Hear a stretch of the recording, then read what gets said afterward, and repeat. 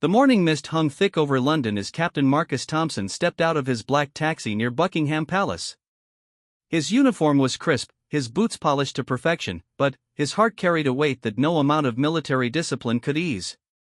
Today marked exactly 3 years since he had lost his younger brother David in Afghanistan, and the pain still felt as fresh as the cold December air that bit at his face. Marcus had requested this assignment to the ceremonial guard duty specifically because he needed routine, something predictable to anchor himself to after months of sleepless nights and haunting memories. The household cavalry was known for its precision, its unwavering dedication to protecting the crown, and its ability to maintain composure under any circumstance. These were qualities Marcus desperately needed to rebuild in himself. As he approached the palace gates, Marcus noticed the usual crowd of tourists gathering for the changing of the guard ceremony. Cameras flashed, children pointed excitedly, and tour guides spoke in hushed, reverent tones about the history and tradition they were about to witness. For most people, this was a magical moment, a glimpse into centuries of British heritage. For Marcus, it was supposed to be therapy wrapped in duty. The guards were already in position when Marcus arrived at the guardhouse. He recognized most of them from his brief orientation the previous week. There was Sergeant Williams, a 20-year veteran whose posture was so perfect it seemed carved from stone. Private Jenkins, barely 19, stood with the nervous energy of someone still learning to balance the heavy bearskin hat. And, then, there was Corporal Hayes, whose reputation for absolute dedication to protocol was legendary throughout the regiment. Marcus checked his watch. The ceremony would begin in 30 minutes. He made his way to the commanding officer's post, where Colonel Richardson waited with the day's briefings. The colonel was a stern man in his 50s, with gray hair and eyes that had seen enough military service to command respect without saying a word. "Thompson," the colonel nodded as Marcus approached. "Good to have you with us." "I trust you've reviewed the protocols?" "Yes, sir," Marcus replied, though his mind wandered briefly to David's last letter, which he still carried folded in his wallet. David had written about wanting to see the changing of the guard when he returned home. He never got the chance. "The crowd is larger than usual today," Colonel Richardson continued, scanning the growing number of visitors. "School holiday season. Keep your eyes sharp. The last thing we need is any disruption to the ceremony." Marcus nodded and took his position near the main gate. From here, he could observe both the guards and the gathering crowd. The tourists seemed typical enough: families with young children, elderly couples with guidebooks, teenagers taking selfies. But something felt off, though Marcus couldn't quite put his finger on what it was. As the minutes ticked by, Marcus found himself studying the faces in the crowd more carefully. Most showed the expected excitement and curiosity, but there was one man who caught his attention.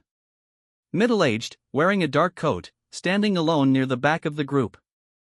The man's expression was different from the others, not excited or curious, but angry. His hands were clenched into fists, and his eyes were fixed not on the ceremonial preparations, but on the guards themselves.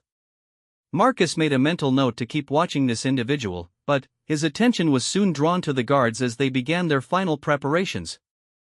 The precision was remarkable, every movement calculated, every step measured. These men represented something larger than themselves, a tradition that stretched back generations. They were living symbols of duty, honor, and unwavering service. The ceremony began with the usual fanfare. The crowd pressed closer to the gates, phones and cameras raised. Marcus watched as Sergeant Williams led the formation with the kind of bearing that made tourists whisper in appreciation. Private Jenkins, despite his youth, moved with growing confidence. The timing was perfect, the execution flawless. But Marcus's eyes kept drifting back to the angry man in the dark coat. Something about his posture, the way he kept checking his watch, made Marcus increasingly uncomfortable. Years of combat experience had taught him to trust his instincts, and, right now, those instincts were screaming that something was wrong. The man suddenly moved forward, pushing through the crowd with more force than necessary. Several tourists stumbled, a child began to cry, but the man didn't seem to care. He was making his way toward the front of the group, his face growing redder with each step. Marcus began moving too, though he wasn't sure why. The ceremony continued around them, the guards maintaining their positions with practiced discipline. Colonel Richardson was focused on the formation, unaware of the disturbance building in the crowd. When the man finally reached the front barrier, Marcus was close enough to hear him mutter something under his breath. The words were unclear, but the tone was unmistakably threatening. Marcus quickened his pace, his hand instinctively moving toward his radio. That's when the man began to shout. "You think you're so special?" The voice cut through the morning air like a blade. Several tourists turned, startled by the sudden outburst. "Standing there in your fancy uniforms while real soldiers die." The guards, trained to ignore distractions during ceremony, maintained their positions. But Marcus could see the slight tension in their shoulders, the almost imperceptible tightening of their formation. They were professionals, but they were also human. "My son died in Iraq," the man continued, his voice breaking with emotion. "He died for this country, and for what? So you can play dress up for tourists?" Marcus felt his chest tighten. The man's pain was palpable, raw and honest in a way that reminded Marcus of his own sleepless nights after David's death. But this wasn't the time or place for such an outburst, and the situation was rapidly escalating beyond what crowd control could handle. More tourists were backing away now, some pulling their children closer. The guards remained motionless, but Marcus could see the strain in their faces. They were trained for many things, but dealing with a grieving parent's fury while maintaining ceremonial composure was perhaps one of the most challenging tests they could face. The man's voice grew louder, more desperate. He was 19 years old. 19. And he believed in serving his country, believed in honor and duty. But what did it get him? A flag and a letter of condolence. Marcus was almost within reach now, but he hesitated. Part of him understood the man's anger, shared it even. David had been 22 when he died, full of the same ideals about service and sacrifice. The unfairness of it, the senseless waste of young life, was something Marcus grappled with every day. But another part of him recognized that the guards standing in their ceremonial positions were not the enemy. They were young men doing their duty, maintaining traditions that connected the present to centuries of service and sacrifice. They deserved respect, not the displaced anger of a grieving father. "Sir," Marcus called out, trying to keep his voice calm and respectful. "I understand your pain, but this isn't the way to honor your son's memory." The man spun around, his eyes wild with grief and rage. "You understand? You understand nothing. Were you there when they brought him home in a box? Did you have to bury your child?" The questions hit Marcus like physical blows. No, he hadn't buried a child, but he had lost a brother. He had attended David's funeral, had watched their parents collapse with grief, had struggled to find meaning in the loss of someone so young and full of potential. "No," Marcus said quietly, "but I lost my brother in Afghanistan 3 years ago today. I know the pain doesn't go away. I know how it feels to question everything, to wonder if the sacrifice was worth it." For a moment, the man's anger seemed to waver. His fists unclenched slightly, and something like recognition flickered in his eyes. But then, his gaze fell back on the motionless guards, and the rage returned with renewed force. "Then, how can you stand there and defend this charade?" he demanded. "How can you watch these toy soldiers parade around while real heroes rot in the ground?" That's when Marcus felt his own anger begin to rise. Not at the grieving father, but at the implication that the guards weren't real soldiers, that their service was somehow less meaningful because it involved ceremony rather than combat. "These aren't toy soldiers," Marcus said, his voice growing firmer. "These are men who have sworn the same oath your son did, who stand ready to serve and protect just as he did. The fact that they're maintaining tradition instead of fighting in a foreign war doesn't make their service less valuable." The man laughed bitterly. "Tradition? What good is tradition to the dead? What good are ceremonies to the mothers who will never see their sons again?" Marcus found himself thinking of his own mother, who still set a place for David at Christmas dinner out of habit, then broke down crying when she realized what she had done. He thought of his father, who had aged 10 years in the months following David's death. The pain was real, the loss immeasurable. But he also thought of the letters David had written, filled with pride about serving something larger than himself. David had believed in the values these guards represented: duty, honor, continuity, the idea that some things were worth preserving even in the face of loss and change. "Your son didn't die for nothing," Marcus said, stepping closer to the barrier. "He died protecting the right of people to gather here safely, to maintain traditions, to live in freedom.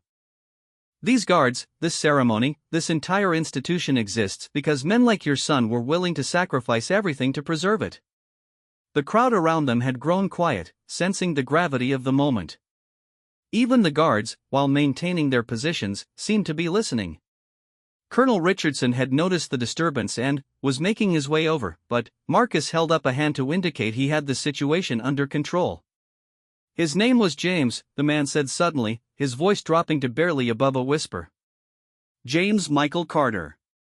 He was going to be a teacher when he came home. He loved children, wanted to make a difference in their lives." Marcus felt his throat tighten. "James sounds like he was a good man, someone any father would be proud of." "He was," the man said, tears now flowing freely down his cheeks. "He was everything I could have hoped for in a son. And now he's gone, and the world just keeps spinning like he never existed." The pain in the man's voice was so raw, so honest, that Marcus felt his own eyes begin to water. This was the heart of grief, not just the loss itself, but the fear that the person you loved would be forgotten, that their sacrifice would become meaningless with the passage of time. "He won't be forgotten," Marcus said firmly. "As long as people like these guards continue to serve, as long as we remember why freedom matters, James's sacrifice will never be meaningless." The man looked at the guards again, but this time his expression was different. The anger was still there, but it was mixed with something else: exhaustion, perhaps, or a recognition that his rage was directed at the wrong target. Colonel Richardson arrived then, his face stern but compassionate. He had clearly overheard at least part of the conversation, and his approach was gentle rather than authoritative. "Mr. Carter," he said, somehow knowing the man's name. "I served with your son's unit for 6 months in Iraq. James was one of the finest soldiers I had the privilege to command." The revelation hit like a thunderbolt. The colonel's words carried the weight of truth, of personal experience with the young man whose death had driven his father to this moment of public grief. "You knew James?" "Mr. Carter whispered, his anger completely evaporating. "I did," the colonel replied. "And I can tell you that he spoke of you often, with love and pride. He carried your photograph in his helmet, showed it to anyone who would listen. You raised an exceptional young man." Mr. Carter's legs seemed to give out, and Marcus quickly moved forward to support him. The crowd, sensing that the crisis had passed, began to disperse slightly, though many remained to witness what had become a moment of unexpected human connection. "He never told me you were here," Mr. Carter said through his tears. "He never told me he knew you." "James was a private person about some things," the colonel explained. "But he was proud of his service, proud to be part of something bigger than himself. These guards, this ceremony, they represent the same values he died protecting." As the words sank in, Mr. Carter looked at the guards with new eyes. They were still standing in perfect formation, still maintaining the discipline and bearing that had made them symbols of British military tradition. But now, instead of seeing them as empty pageantry, he seemed to recognize them as brothers in arms to his lost son. The ceremony continued around them, but something fundamental had shifted. The anger that had threatened to disrupt the morning had transformed into something else, not acceptance, perhaps, but understanding. The grief remained, would always remain, but it no longer felt like a weapon to be wielded against those who continued to serve. Marcus stayed with Mr. Carter as the ceremony concluded, offering quiet support to a man who had found himself face to face with the living embodiment of his son's ideals. The morning that had begun with the potential for confrontation had instead become a moment of healing, a reminder that even in loss, connection and understanding were possible. As the crowds began to thin and the guards prepared to return to their duties, Marcus realized that this encounter had changed him too. For 3 years, he had struggled to find meaning in David's death, to understand how life could continue in the face of such senseless loss. Today, he had found at least part of the answer, that meaning came not from the absence of pain, but from the connections forged in spite of it. The afternoon sun cast long shadows across the palace courtyard as Marcus Thompson walked alongside Michael Carter toward a quiet cafe near St. James's Park. The morning's emotional confrontation had left both men drained, but also strangely connected by their shared experience of loss. Colonel Richardson had suggested they continue their conversation away from the palace grounds, understanding that some healing required privacy rather than public ceremony. Michael Carter moved like a man carrying invisible weights. His earlier rage had burned out, leaving behind a hollow exhaustion that Marcus recognized all too well. It was the same emptiness Marcus had felt in the months following David's death, the strange sensation of being simultaneously overwhelmed by pain and completely numb to everything else. "I didn't plan what happened back there," Michael said as they found a corner table in the small cafe. His hands shook slightly as he wrapped them around his coffee cup. "I just saw those guards standing there so perfectly, and something inside me snapped. It felt like they were mocking everything James died for." Marcus studied the older man's face. Michael Carter was probably in his early 50s, with graying hair and lines around his eyes that spoke of too many sleepless nights.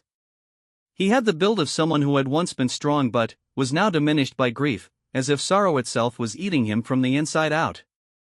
"I understand that feeling," Marcus said carefully. "After David died, I couldn't stand watching people go about their normal lives. It seemed impossible that the world could continue when something so important had been ripped away from it." "David was your brother?" "My younger brother. He was a medic with the Royal Army Medical Corps. He died trying to save 3 wounded soldiers during a Taliban ambush." Marcus paused, surprised by how easily the words came. He had rarely spoken about the details of David's death, even to his parents. "For the longest time, I blamed everyone, the military for sending him there, the politicians for starting the war, even the people he died trying to save." Michael nodded slowly. "James was infantry. 2nd Battalion, Duke of Lancaster's regiment. He was on his second tour when it happened. Roadside bomb during a routine patrol." His voice caught slightly on the word routine, as if the mundane nature of it made the loss even more unbearable. "How long has it been?" 18 months, 3 weeks, and 4 days. The precision of Michael's answer spoke volumes about how closely he had been counting. Marcus remembered doing the same thing in the early months after David's death, marking time not by holidays or seasons, but by the growing distance from that last phone call, that last laugh, that last "I love you" said in parting. They sat in comfortable silence for a few moments, watching the afternoon crowd of office workers and tourists flow past the cafe windows. London continued its ancient rhythm around them, indifferent to their pain but somehow comforting in its persistence. "Colonel Richardson really knew James?" Michael asked eventually. "The colonel doesn't lie about things like that," Marcus replied. "If he says he served with your son, then he did.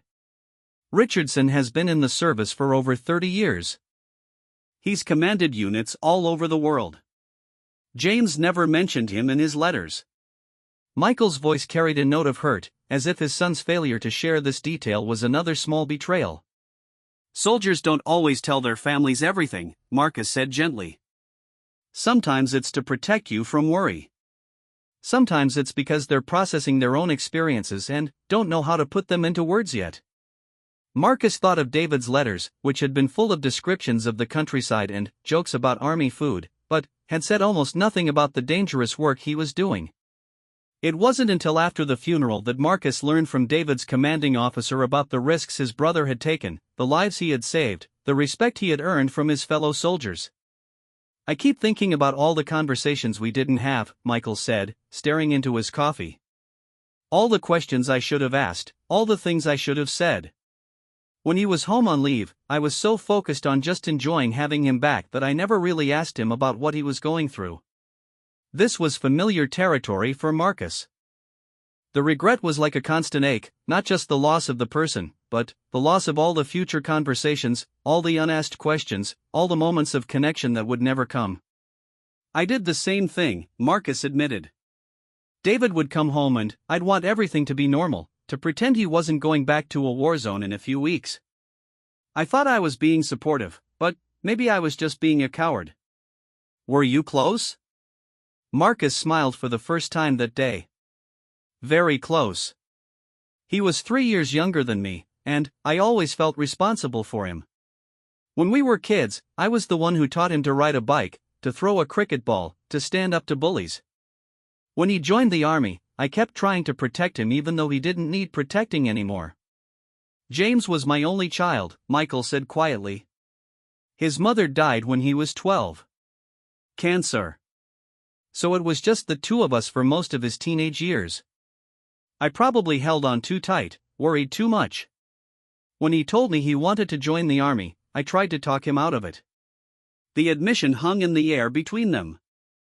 Marcus could see the guilt written across Michael's face, the self-blame of a parent who wondered if his opposition had somehow driven his son to prove himself in the most dangerous way possible. "What changed your mind?" Marcus asked. "I didn't change my mind," Michael said with a bitter laugh. "James did what he wanted anyway. Enlisted the day after his 18th birthday. I was furious at first, then terrified, then proud. He was so sure of himself, so confident that he was doing the right thing. How could I argue with that kind of conviction?" Marcus remembered the day David had announced his decision to join the army. Their parents had been devastated, but Marcus had understood. David had always been drawn to helping people, and military medicine had seemed like a natural fit for someone with his skills and temperament. "The hardest part," Marcus said, "is knowing that he died doing exactly what he wanted to do. It would be easier to be angry if I thought he'd been forced into it, or if he'd regretted the choice. But David loved being a medic. He believed completely in what he was doing." James felt the same way, Michael agreed. Even after his first tour, when he'd seen combat and lost friends, he re-enlisted without hesitation. Said his mates were counting on him. Said someone had to do the job. They were interrupted by a young waitress offering to refill their coffee cups. She was probably around the same age James had been when he died, and Marcus noticed Michael's eyes following her as she moved between tables. There was a wistfulness in his expression, as if he was imagining the conversations he might have had with an older version of his son. "Do you have other family?" Marcus asked when the waitress had moved on. "A sister in Scotland, a few cousins scattered around. But he was my whole world after Margaret died. I know that probably sounds unhealthy, but he was all I had left of her." He had her smile, her laugh, her way of making everyone around him feel better about themselves. Marcus nodded, understanding the weight of being someone's whole world. He thought about his parents, who had lost not only David but also the version of Marcus who had existed before the war. Grief had a way of taking multiple casualties from a single death. "I haven't been a very good father since he died," Michael continued. "I stopped caring about my job, stopped talking to friends, stopped doing all the things James would have wanted me to keep doing. I know he'd be disappointed in the way I've been living." "He'd understand," Marcus said firmly. "Grief isn't something you just get over because someone expects you to. It's not a sign of weakness or failure. It's love with nowhere to go." The phrase had come from David's funeral, spoken by the chaplain who had tried to comfort their family. At the time, Marcus had found the words meaningless, just another platitude from someone who hadn't experienced real loss. But, now, 18 months later, they seemed to capture something essential about the experience. "I came to the palace today because it's the anniversary of the day I got the news," Michael said. 18 months ago, 2 officers came to my door on a Tuesday morning. I knew before they even spoke. You always hear about that moment, but you never really believe it will happen to you. Marcus remembered his own version of that moment, a phone call from his commanding officer while he was stationed in Germany. The words had seemed to come from very far away, as if the connection was poor, but every syllable had been perfectly clear. "I'm sorry to inform you that your brother." "I've been angry for so long," Michael continued. "Angry at the army, angry at the government, angry at God, angry at myself. Today was the first time I directed it at something specific, something I could actually confront. Those guards became symbols of everything I thought was wrong with how we treat military service." "But they weren't the right symbols," Marcus said. "No, they weren't. When Colonel Richardson told me he knew James, it changed everything. Suddenly, they weren't strangers playing dress-up. They were brothers in arms, people who understood what James had been part of. Marcus thought about the guards he had watched that morning. Private Jenkins, barely older than James had been when he died. Sergeant Williams, who had probably lost friends in various conflicts over his 20-year career. They weren't playing at being soldiers, they were soldiers, with their own stories of service and sacrifice. "I owe them an apology," Michael said suddenly. "What I said was unfair and hurtful. They were just doing their jobs, and I made them targets for grief that had nothing to do with them." "I think they understood," Marcus replied. "Anyone who's been in service has seen grief like yours. They know it wasn't really about them. Still, it was wrong." James would have been horrified. He had enormous respect for military tradition, for the history and ceremony of it all. He would have loved watching the changing of the guard. Marcus made a mental note to arrange a meeting between Michael and some of the guards. Not today, both sides needed time to process what had happened, but soon. He suspected the conversation would be healing for everyone involved. "What happens now?" Michael asked. "I mean, where do we go from here? I can't keep living like this, but I don't know how to live any other way." The question hung heavy between them. Marcus had been asking himself the same thing for 3 years, with varying degrees of success. Some days were better than others, but the fundamental challenge remained: how do you build a meaningful life around a hole that can never be filled? "I don't think there's a single answer," Marcus said slowly. "But I think it starts with accepting that the pain isn't going away, and that maybe it's not supposed to.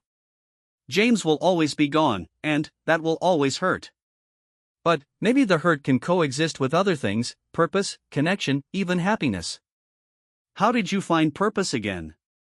Marcus thought about the path that had led him to the palace gates that morning. After David's death, he had struggled with his own military career, questioning whether he could continue serving an institution that had taken his brother. He had considered leaving the army entirely, but something had held him back. "It took time," he said. "And help from people who understood what I was going through. There's a support group for military families who've lost loved ones. They helped me realize that David's death didn't negate the value of military service, it emphasized it." "A support group?" "People who've been where you are now. Other parents, siblings, spouses who've lost someone in service. They meet twice a month at a community center near Whitehall. It's not therapy exactly, just people talking honestly about what they're going through." Michael looked skeptical. "I'm not much of a talker in groups." "Neither was I," Marcus admitted. "I went to 3 meetings before I said a single word. But just listening helped. Hearing other people articulate feelings I couldn't put into words myself, seeing that survival was possible even when it didn't feel like it." They sat quietly again, both lost in their own thoughts. Outside, the afternoon was growing later, and the character of the crowd was changing. School children were being walked home by parents, office workers were heading to pubs for after-work drinks, tourists were consulting maps and guidebooks for their next destination.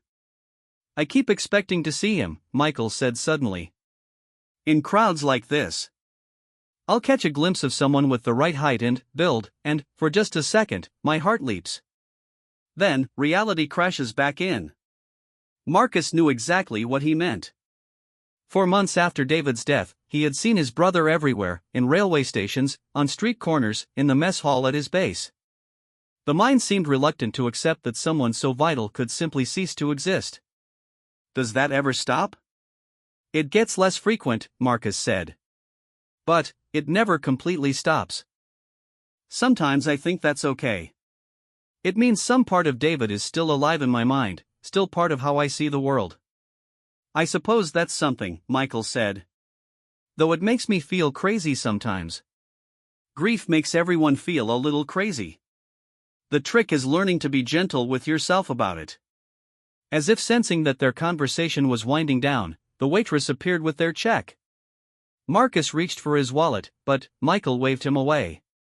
"Let me," he said.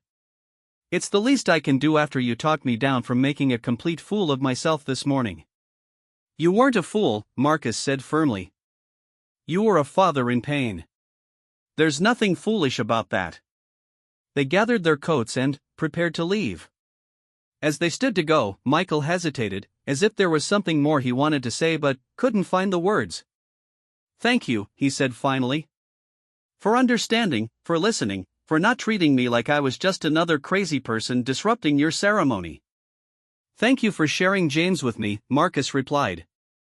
"For helping me remember that David wasn't the only good person we've lost, and that he's not the only one worth remembering." They stepped out into the late afternoon air, and Marcus realized that something had shifted during their conversation. The weight he had been carrying for 3 years hadn't disappeared, but it felt more bearable somehow. Sharing it with someone who understood had made it lighter. "Will you keep in touch?" Michael asked as they prepared to part ways. "I'd like that," Marcus said. "And I meant what I said about the support group. If you ever want to give it a try, I can introduce you to some people." "Maybe," Michael said. "Not today, but maybe soon." They shook hands, and Marcus watched as Michael Carter walked away into the London afternoon. He looked different than he had that morning, still grieving, still carrying an enormous burden, but no longer quite so alone with it.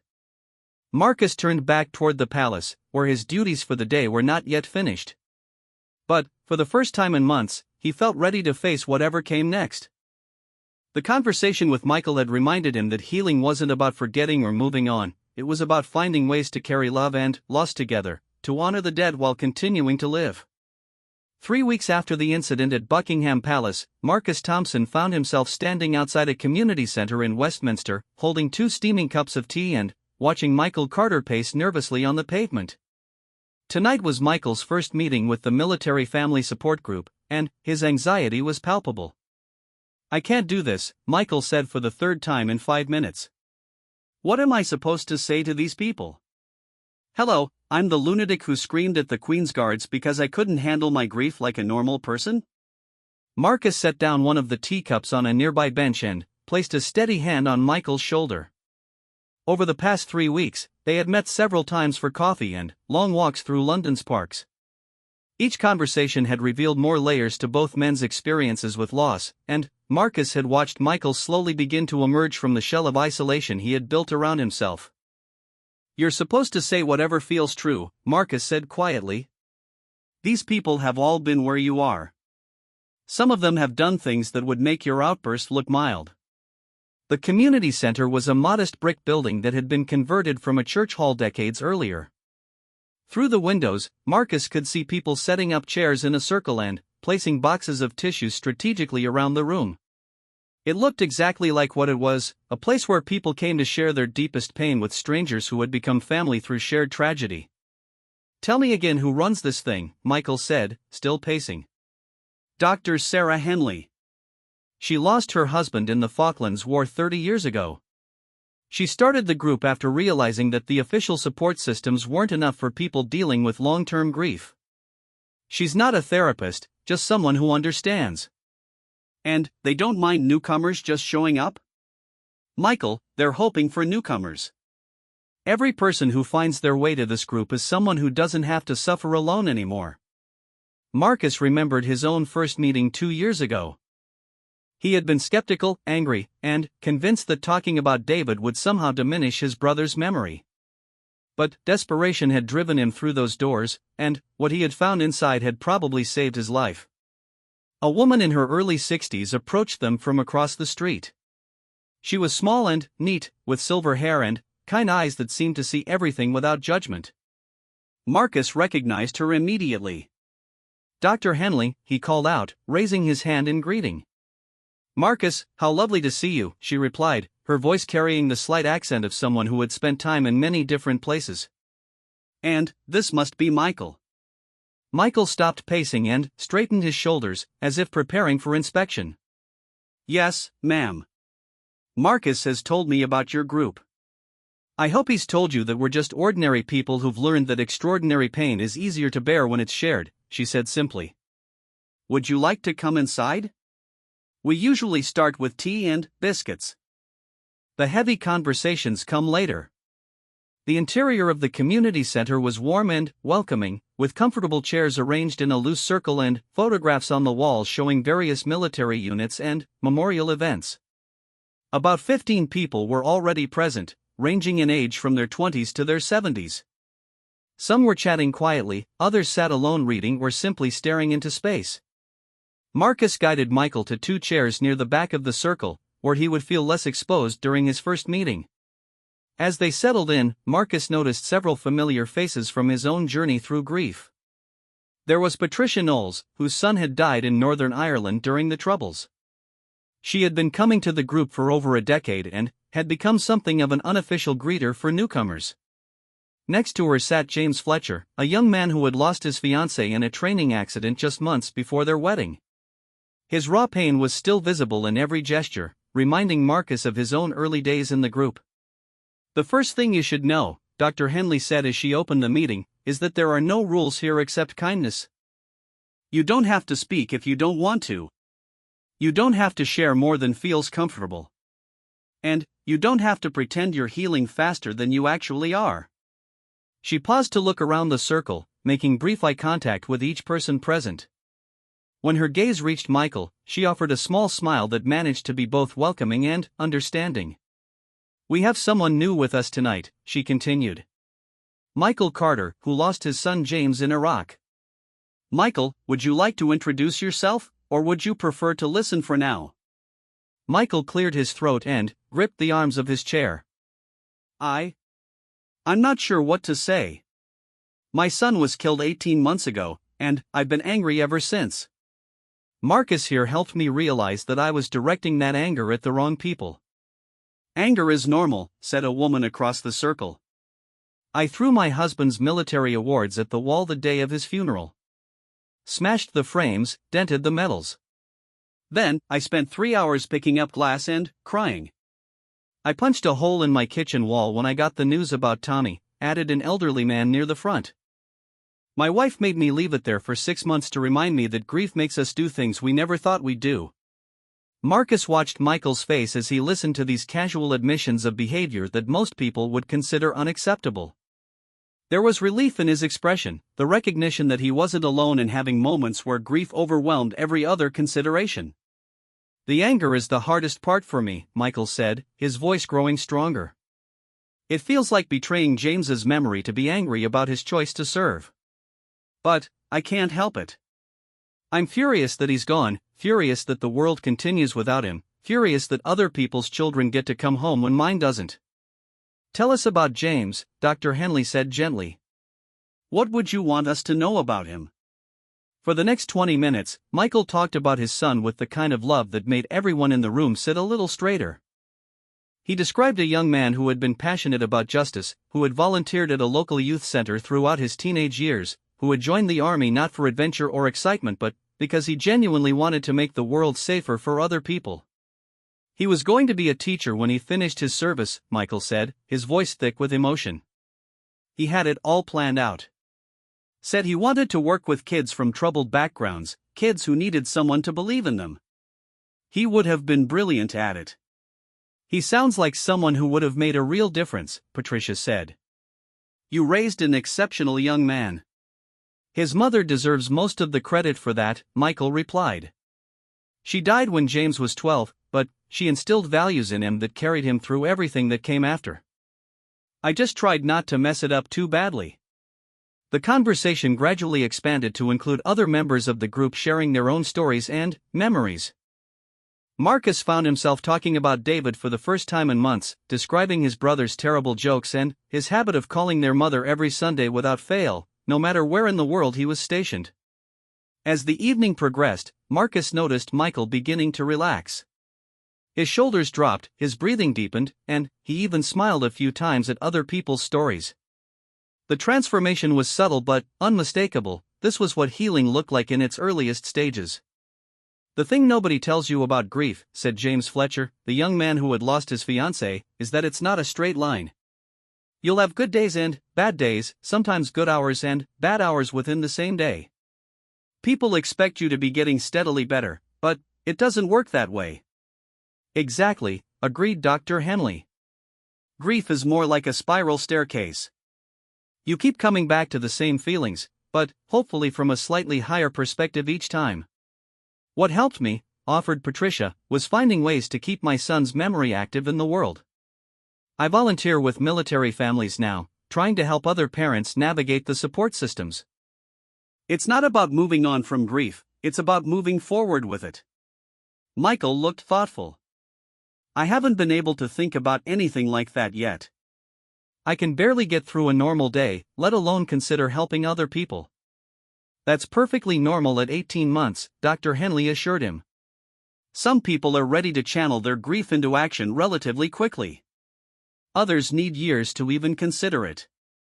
There's no timeline you should be following except your own. Marcus remembered his own journey through those stages. For the first year after David's death, he had been completely focused on just surviving each day. The idea of helping others had seemed impossible when he could barely help himself. But, gradually, as the acute pain had settled into a more manageable ache, he had found himself wanting to honor David's memory through service to others. I keep thinking about something Colonel Richardson said, Michael continued. About James being proud of his service, proud to be part of something bigger than himself. I want to understand that better. I want to see his choice the way he saw it, not just as something that took him away from me. That kind of understanding takes time, said the elderly man who had punched the wall. When I lost my Tommy in the Troubles, all I could see was the waste of it. A 20-year-old kid dead in Belfast because of politics I didn't understand. It took me years to realize that Tommy understood those politics better than I did, and that his choice to serve was based on his own convictions, not my fears. How did you get to that understanding? Michael asked. By talking to his mates, by reading his letters more carefully, by listening to people who had served in similar situations. Gradually, I started to see the war through his eyes instead of just through my own grief. Marcus thought this might be a good time to bring up something he had been considering for weeks. Michael, would you be interested in meeting some of the guards from that day at the palace? Not right away, but eventually. I think they might help you understand some things about military service and tradition. Michael looked surprised. They'd want to meet me? After what I put them through? They're soldiers, Marcus said simply. They understand grief, and they understand how it can make people act. I think they'd be honored to share their perspective with James's father. Dr. Henley nodded approvingly. That sounds like it could be very healing for everyone involved. When you feel ready, of course. Maybe in a few weeks, Michael said. I'd like to come to a few more of these meetings first, get my head a bit clearer. You're welcome here anytime, Dr. Henley assured him. We meet every other Thursday, same time, same place. No pressure, no obligations. As the meeting drew to a close, people began sharing information about upcoming events and opportunities. There was a memorial service planned for the following month, a charity walk in aid of military families, and a social gathering at a local pub for anyone who wanted to continue conversations in a more relaxed setting. I think I'll go to the pub tonight, Michael said to Marcus as they prepared to leave. If that's okay. I'm not ready to go home and sit alone with my thoughts yet. I think that's a great idea, Marcus replied. These people become like family after a while. They'll take good care of you. As they walked toward the pub together, Marcus reflected on how much had changed in just 3 weeks. Michael Carter was still grieving, would always be grieving, but he was no longer grieving alone. The support group wouldn't bring James back or make the pain disappear, but it would provide something almost as valuable, the knowledge that survival was possible, and that love could continue even after death. The pub was warm and crowded, filled with the comfortable buzz of conversation and laughter. Marcus watched as several group members made space for Michael at their table, including him in their discussions as if he had always been part of their circle. This was how healing began, not with dramatic breakthroughs or sudden revelations, but with small moments of connection and understanding. Thank you, Michael said to Marcus as they found seats at the bar. For today, for the past few weeks, for not giving up on me when I was at my worst. Thank you for teaching me something I'd forgotten, Marcus replied. That grief shared is grief halved, but memories shared are memories doubled. They raised their pints in a quiet toast, not to moving on or getting over their losses, but to the possibility of carrying their love and pain forward together, surrounded by people who understood that some wounds never fully heal but can still become sources of strength and connection. Outside, London continued its eternal rhythm, indifferent to their pain but somehow comforting in its persistence. And, inside the warm pub, two men who had found each other in their darkest moments began to discover that healing was not about forgetting the past, but about building a future that honored it. 6 months later, on a crisp spring morning, Marcus Thompson stood once again at the gates of Buckingham Palace. This time, however, he was not alone. Beside him stood Michael Carter, whose appearance had changed dramatically since their first meeting. The hollow look in his eyes had been replaced by something calmer, more grounded. He was still grieving, that would never change, but he was no longer drowning in his grief.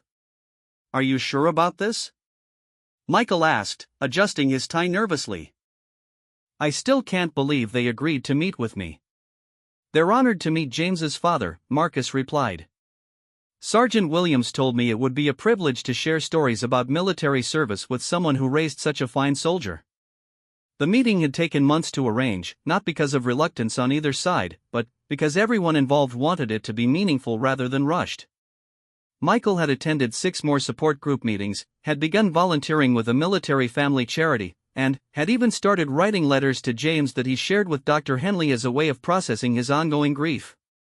Colonel Richardson approached them from the guardhouse, his uniform impeccable as always but his expression warm and welcoming. Behind him came 3 of the guards who had been on duty the morning of Michael's outburst, Sergeant Williams, Private Jenkins who was now a lance corporal, and Corporal Hayes. "Mr. Carter," the colonel said, extending his hand. "Thank you for coming. I've been looking forward to this conversation for months." The guards stood at attention briefly, then relaxed as Michael shook hands with each of them. Marcus could see the respect in their eyes, not just the automatic respect they showed all military families, but genuine admiration for a man who had worked so hard to transform his pain into something constructive. "I owe you all an apology," Michael said, his voice steady but emotional. "What I said that morning was unfair and hurtful. You were doing your duty with honor, and I made you targets for anger that had nothing to do with you." "No apology necessary, sir," Sergeant Williams replied. "We understood what you were going through. Every one of us has lost mates in service. We know how grief can overwhelm everything else." They moved to a private room in the guardhouse, where tea had been prepared and photographs of various regiments and ceremonies decorated the walls. Marcus noticed Michael studying the images with new eyes, no longer seeing empty pageantry, but recognizing the faces of young men and women who had dedicated their lives to service. "Tell us about James," Corporal Hayes said as they settled into comfortable chairs. Colonel Richardson shared a few stories, but we'd love to hear from his father. For the next hour, Michael talked about his son with the fluency that had developed through months of practice in the support group. He shared stories about James's childhood, his decision to join the army, his letters home from Iraq, and his plans for the future. The guards listened with the focused attention of people who understood the weight of what they were hearing. "He sounds like someone we would have been proud to serve alongside," Lance Corporal Jenkins said when Michael finished. "The kind of soldier who makes everyone around him better." "That's exactly what Colonel Richardson told me," Michael replied. "He said James was the kind of person who raised the standard for his entire unit." "Military service isn't just about the combat," Sergeant Williams explained. "It's about the daily choice to put something larger than yourself first. From what you've told us, James embodied that principle every day of his life." Michael nodded slowly. "I'm beginning to understand that. For a long time, all I could see was what the military had taken from me. But James never saw it that way. In his letters, he wrote about feeling part of something meaningful, something that connected him to generations of people who had made similar sacrifices." "That's what tradition represents," said Colonel Richardson. "When we stand guard here, when we maintain these ceremonies, we're not just performing for tourists. We're participating in an unbroken chain of service that stretches back centuries and will continue long after we're gone." Marcus watched Michael absorb these words. This was the conversation he had hoped would happen, not a lecture about duty and honor, but a genuine exchange between people who understood the weight of military service from different perspectives. "Can you tell me about the ceremony?" Michael asked. "What goes through your minds when you're standing out there?" The guards exchanged glances, and Marcus could see them choosing their words carefully. These were men who rarely talked about the emotional aspects of their service, but they seemed to understand that this conversation required complete honesty. "I think about my grandfather," Lance Corporal Jenkins said finally. "He served in World War II, died before I was born. When I'm standing at attention, I sometimes imagine him standing beside me, part of the same tradition." "I think about the people watching," added Sergeant Williams. "Families like yours, who've sacrificed so much for the country we're sworn to protect.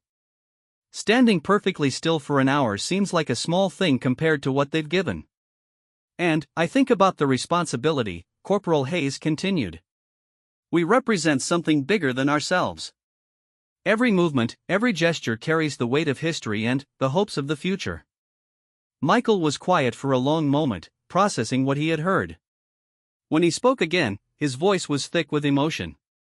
James would have loved this conversation. He was fascinated by military history, by the idea that his service connected him to something larger. "I never really understood what he meant until now." "Your son's service will be remembered," Colonel Richardson assured him. "Not just by his family, but by everyone who benefits from the sacrifice he made. Every day that people live in freedom, every ceremony we conduct, every oath we take, it's all built on the foundation that soldiers like James helped create." "I've started a scholarship fund in his name," Michael said quietly. "For young people from disadvantaged backgrounds who want to attend university to become teachers." It seemed like the best way to honor both his military service and his civilian dreams. The room fell silent as everyone absorbed the significance of this announcement. Marcus felt a surge of pride for his friend, who had channeled his grief into something that would help others achieve the future James had been denied. "That's beautiful," Sergeant Williams said. "He would be so proud of what you're doing." "I hope so," Michael replied. "I also hope he would be proud that I finally understand why his service mattered to him. Not because it led to his death, but because it was part of his life's purpose." They spent another hour sharing stories and perspectives, with the guards describing their own journeys into military service and Michael asking thoughtful questions about their experiences. The conversation was healing for everyone involved. The guards gained a deeper understanding of the families they served, while Michael found the perspective he had been seeking for months. As the meeting drew to a close, Colonel Richardson made an unexpected announcement. "Mr. Carter, if you're interested, we would be honored to have you attend our next ceremonial parade. Not as a spectator, but as our guest. Your son's regiment will be participating, and we thought you might like to meet some of his former colleagues." Michael's eyes filled with tears, but his smile was radiant. "I would be deeply honored. James always wanted me to understand military tradition better." "I think this would help me see it through his eyes." Marcus felt a profound sense of completion as they prepared to leave. The angry, broken man who had shouted at the guards 6 months ago had been transformed into someone who could honor his son's memory while building bridges with others who shared similar values. "Thank you," Michael said to each guard as they shook hands goodbye. "For your service, for your patience, and for helping me understand what James was part of." "Thank you for raising such an exceptional young man," Sergeant Williams replied. "And for showing us that healing is possible even after the deepest losses." As they walked away from the palace, Marcus reflected on the journey that had brought them to this moment. It had begun with rage and confrontation, had moved through shared grief and understanding, and had culminated in connection and purpose. "I need to tell you something," Michael said as they reached the park where they had taken so many walks over the past months. "That first day, when you stopped me from making an even bigger fool of myself, you probably saved my life." Marcus stopped walking and looked at his friend seriously. "What do you mean?" "I mean I had given up," Michael said simply. "I was going through the motions of living, but I had no purpose, no hope, no reason to keep going. That confrontation at the palace was really a cry for help, even though I didn't recognize it at the time." "You helped save mine too," Marcus replied. "I had gotten stuck in my grief, unable to move forward or backward. Helping you work through your pain reminded me that healing is possible, even when it doesn't feel like it. They sat on a bench overlooking the lake, watching ducks paddle peacefully across the water. The spring afternoon was warm and bright, full of the kind of life and energy that James and David would never experience again. But, somehow, that realization no longer felt like a crushing weight. "What happens next?" Michael asked. "We keep going," Marcus said. "We keep honoring their memories, keep supporting other people who are going through what we went through, keep building the kind of world they would have wanted to live in." "Together?" "Definitely together. And, with all the other people we've met along the way who understand that love doesn't end with death." As they sat in comfortable silence, Marcus thought about the chain of connection that had brought them to this moment. James Carter's death had created enormous pain, but it had also created bonds between people who might never have met otherwise.